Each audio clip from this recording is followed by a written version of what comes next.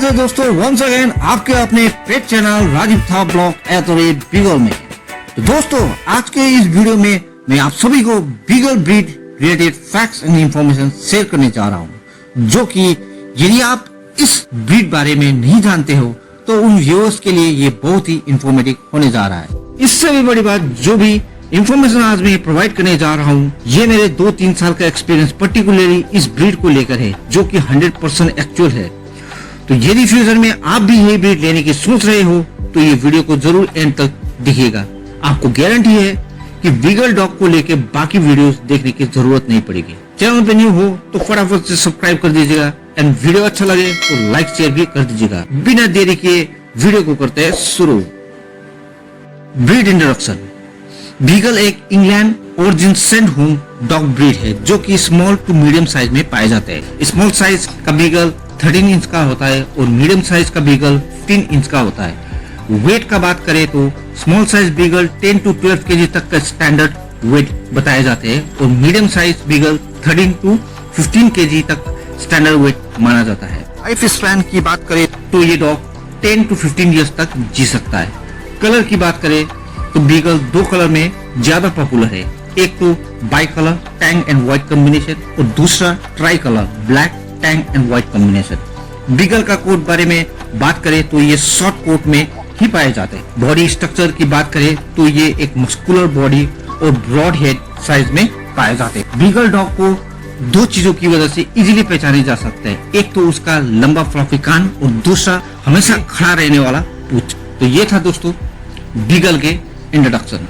अब चलते हैं हिस्ट्री की तरफ। बीगल की हिस्ट्री बारे में देखा जाए तो कोई भी रिलायबल डॉक्यूमेंट नहीं पाया गया है जो कि इसका एंसेस्टर का प्रूफ माना जा सके, पर हाँ 5th सेंचुरी के दौरान ऐसा ही डॉग बताया गया है जो कि आज के बीगल की तरह हंटिंग पर्पस के लिए यूज किया जाता था, जो कि बीगल डॉग का एंसेस्टर बताया गया है। दूसरी ओर ये भी बताया गया है कि 8th सेंचुरी के दौरान पहले सेंट हाउंड ब्रीड यानी कि सेंट हर्बर्ट हाउंड के मिक्सिंग से टालबोट हाउंड क्रिएट हुआ था और इसी टालबोट हाउंड को विलियम द कॉन्करर ने 16th सेंचुरी में इंग्लैंड में लाया गया था। तब भी इस डॉग का हंटिंग पर्पस के लिए ही यूज किया जाता था, पर टालबोट हाउंड थोड़ा स्लो दौड़ता था। इसका स्पीड को बढ़ाने के लिए इसे ग्रे हाउंड डॉग ब्रीड के साथ मिक्स कराया गया, जिससे इसका जनरेशन डेवलप स्पीड वाला आज के बीगल में डेवलप हुआ।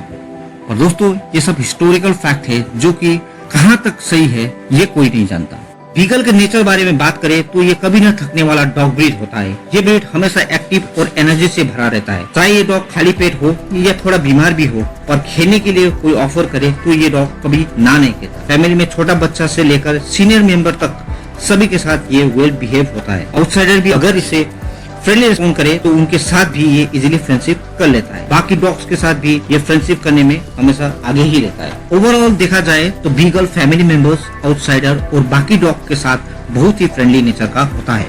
तो बहुत ही इम्पोर्टेंट टॉपिक बारे में मैं बताने जा रहा हूँ, जो कि फर्स्ट टाइम डॉग ओनर्स और साथ ही जो पर्सन स्पेशली बीगल लेने को सोच रहे हो उन लोगों के लिए। आप चाहे जो भी डॉग लो, पर उस डॉग का प्रोज और कॉन जानना बहुत ही इम्पोर्टेंट रहता है। और इसी प्रोज एंड कॉन्स को जानने के बाद ही आप लोग डिसाइड कीजिए कि ये डॉग या कोई भी अदर ब्रीड का डॉग हो आपके लिए सही है या नहीं। शुरू करते हैं बीगल के प्रोस पार्ट को लेके। फ्रेंडलीनेस। बीगल बहुत ही फ्रेंडली नेचर का होता है। आपको इसे सोशलाइजेशन करवाने के लिए ज्यादा एफर्ट नहीं करना पड़ेगा। अडेप्टेबिलिटी। ये एक स्मॉल साइज डॉग ब्रीड होने की वजह से आपको बड़ा स्पेशियस घर होना जरूरी नहीं है। स्मॉल अपार्टमेंट्स या स्मॉल फ्लैट्स में भी ये इजीली एडजस्ट कर जाता है। ग्रूमिंग। शॉर्ट कोट होने की वजह से इसका फर ज्यादा शेडिंग नहीं होता। आप सप्ताह में 1 बार या मंथ में 2 बार बात करवाइए। कोमिंग एंड ब्रशिंग वीक में 2 बार करा दीजिए। शेडिंग का और बैड स्मेल का प्रॉब्लम कभी होगा ही नहीं। तो ग्रूमिंग एक्सपेंसेस हील के बराबर समझ लीजिए। अननेसेसरी बात करता ही नहीं। जब तक वो स्केर्ड ना हो या कोई सस्पिशियस चीज उन्हें ना दिखे तब तक वो बाक करता ही नहीं। बाकी डॉग की तरह ऊपर बिल्डिंग से भी लोगों को देखकर भौंकना या किसी डॉग को देखकर भौंकना ये बीगल कभी करता ही नहीं। इसीलिए बीगल को फ्लैट में रखने से नेक्स्ट रिलेटिव को भी कोई डिस्टर्ब होता ही नहीं। एक बहुत ही इंटेलिजेंट डॉग होता है, तो आप स्मॉल एज से अच्छा ट्रेनिंग दे तो ये इजीली सीख जाता है। आपको एक सही ट्रेनिंग देने का तरीका सीखना चाहिए। अब जरा बीगल के कौन बारे में बात करते हैं। First, active nature. जैसे कि आपको बताया कि बीगल बहुत ही एक्टिव डॉग होता है। तो ये डॉग सुस्त ओनर्स के लिए सही नहीं होता। अगर आप एक्टिव डॉग लेने की सोच रहे हो तो आपको भी एक्टिव होना पड़ेगा। दिन में 2 बार एटलीस्ट वॉक, रनिंग बहुत ही जरूरी होता है। अगर ये बोर हो गया तो अपना एग्रेशन आपके घर के चीजों पर उतार सकता है। मोस्टली उस केस में एग्रेशन बिहेवियर आने का मैक्सिमम चांसेस रहता है। Second, sniffing behaviour. आपको बता दूं कि स्निफिंग के मामले में अगर देखा जाए तो बीगल टॉप 3 रैंक में आता है। इवन ये जर्मन शेफर्ड को भी पीछे छोड़ देता है। फर्स्ट रैंक में आता है ब्लड हाउंड और सेकंड रैंक में आता है बेसन हाउंड और बीगल थर्ड रैंक में आता है। पर ये स्निफिंग क्वालिटी इसका वीकनेस भी होता है। और आपका घर प्रॉपर फेंसिंग नहीं है तो ये कभी भी किसी सेंट को ट्रेस करते हुए भाग सकता है। बिना लीज के इसे बाहर घुमाने ले जाना आपको भारी पड़ सकता है। Third point, food. अक्सर मैंने पढ़ा है कि बीगल फूडी नेचर का होता है, बट मेरे एक्सपीरियंस से बता दूं ये डॉग ऐसा नहीं होता। अगर आप एक बीगल डॉग रखे हुए हैं तो उस केस में ये उल्टा हो जाता है, यानी चूजी हो जाता है। खाना देने के लिए बहुत मेहनत करना पड़ता है। इस केस में हो सके तो आप कोई भी दूसरा डॉग रखे तो ये प्रॉब्लम सॉल्व हो जाए। Fourth point, stubborn. ये थोड़ा जिद्दी नेचर का होता है।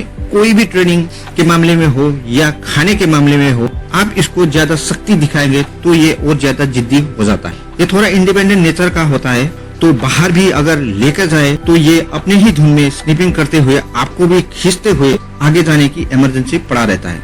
इसीलिए स्मॉल एज से ही इसे प्रॉपर लीज वॉक जरूर से सिखाइएगा। दोस्तों, एंड में बीगल को होने वाली बीमारी के बारे में थोड़ा जानकारी दे दूं। तो दोस्तों, बीगल को 3 बीमारी अक्सर होने का चांसेस रहता है। एक तो है हिप डिस्प्लेसिया, दूसरा शोल्डर डिस्प्लेसिया और थर्ड चेरिया। तो दोस्तों, ये जो है वो एक्चुअली सर्टेन नहीं होता है। तो जैसे कि देखा जाए तो हिप डिस्प्लेसिया और shoulder dysplasia actually weight over gain होने की वजह से होता है। तो कोई भी डॉग हो अगर ओवरवेट है डॉग तो उसको ये चीज का बीमारी होता है। और चेरी आइज जो है वो कभी कभार होने का चांसेस रहता है। दोस्तों, आशा करता हूँ इस वीडियो को पूरा देखने के बाद आपको बीगल रिलेटेड कोई भी डाउट नहीं रहा होगा। तो अगर वीडियो अच्छा लगे तो लाइक, शेयर और सब्सक्राइब जरूर कीजिएगा। Thanks for watching, take care and good bye.